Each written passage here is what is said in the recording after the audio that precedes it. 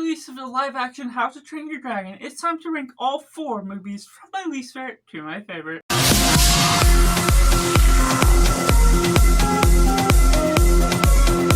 Hello and welcome to Cinema, where we focus on the film. I'm Josh, this is Simply Cinema. Let me know down in the comments below how you would rank these movies from your least favorite to your favorite. Let's keep it respectful and see each of our takes in the comments below, because some of our lists may not be as clear-cut as everyone expects it to be. And coming in last place, we have How to Train Your Dragon 3, to which, even in last place, there's no disregard I have toward this film. I grew up with these films, watching them all in theaters, and so I absolutely adore each one of them. And How to Train Your Dragon 3 is an excellent franchise conclusion that really builds upon this tension and stakes that it has been building up throughout the first 2 movies. This one, though, is kept a little bit safe, kept simple in some regards. The way you follow about some of the characters, even if you put side characters in the front running of including more characteristics, the way they go about some of those characters sort of alters their plot, dumbs down, or sort of changes characteristic that is put in there. And there's some characteristics about them that you don't necessarily love to see throughout the film, the way you go about that. And there's also an atmosphere to this film that even though you appreciate and love the animation that is at its best, and the story is bigger than ever, there's a certain aspect to that that becomes too familiar. It doesn't freshen up the battles, and they're facing off one of their strongest villains yet. That's sneaky and charming in the way he goes about as a human, stealing all the dragons, and you very evidently see the stakes are ahead out hand, but ultimately when it comes to the obvious stakes of what they do with the dialogue, talking about this thing, about the villain being the strongest they face yet, but when it leads onto the final battle at its core, it becomes still the exact simple way that they get away, so it doesn't feel like it ultimately delivers on the stakes that have been building up throughout what this film shows him out to be. So there's certain things here and there that, despite all the loveliness of what I love about the gorgeous cinematography, the arc that you take through the story, leading on to an ultimate conclusion, there's still some side steps to which it feels like it takes itself too safely. Which takes me into number 3. We got How to Train Your Dragon, the live-action remake. Now, in no disregard, I don't dislike this film because it's gorgeous, it's beautiful. They're taking live-action standards to the fullest challenge in obviously CGIing the dragons, but making it look cool and colorful. Dragons lend themselves well to a live-action remake. All the Viking era, the cinematography, the set designs that look incredible. I'm just in awe of everything that they pulled off with this.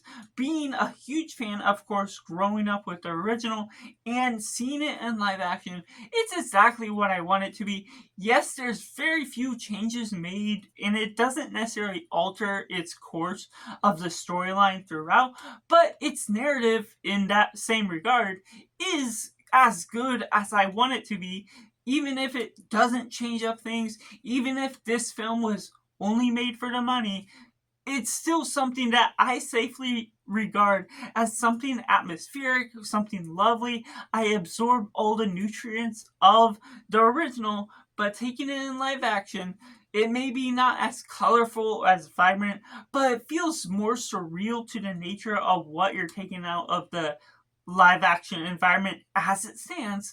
So therefore, it's just something I heavily regard as one that can be underrated in the future. And at number 2, we have How to Train Your Dragon 2. Now, this could possibly be, in some standards, one of the best of the franchise, but for my favorites list, I personally feel there's somewhat of a replica to what it does to the first film.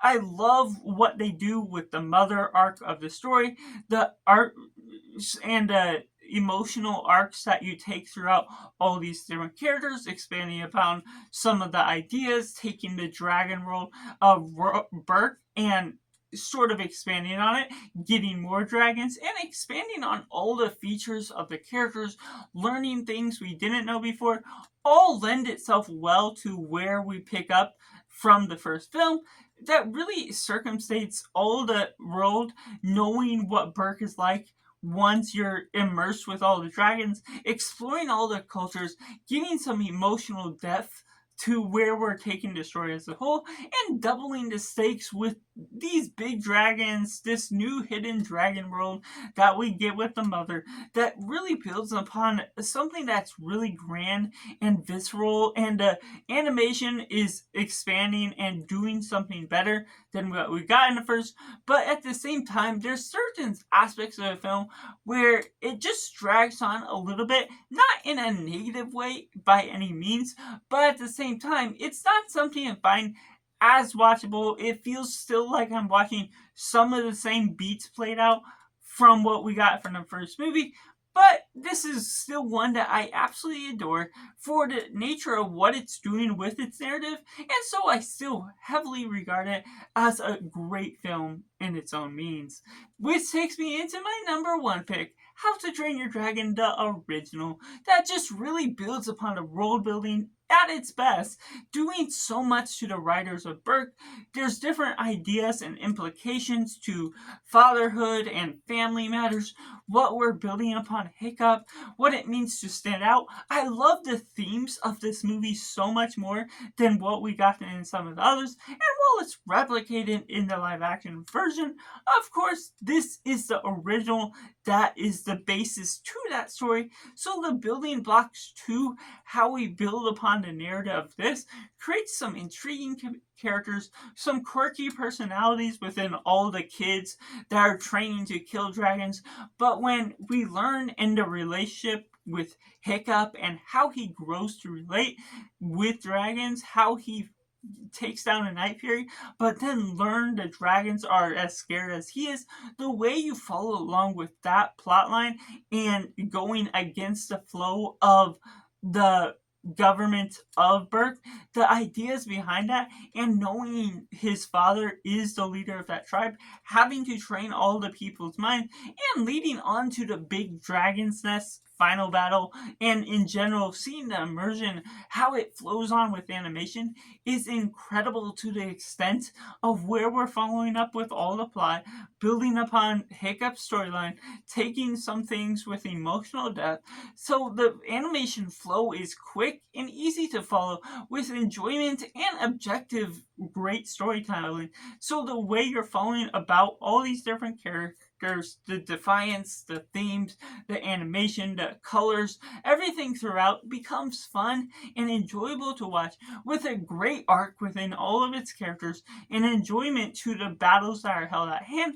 And dragons are just cool for their own nature, which makes it my number one film of the How to Train Your Dragon franchise. Let me know down in the comments below what you think of the How to Train Your Dragon franchise as a whole. Did you grow up with it, or did you watch them for the first time leading up to the live action version? Let me know all that and your ranking of the films, and make sure to like this video if you enjoy it. Subscribe if you haven't already to join the film culture community where we talk about the love of cinema as a whole. So that's just all, and make sure to do yourself a favor and go watch a movie.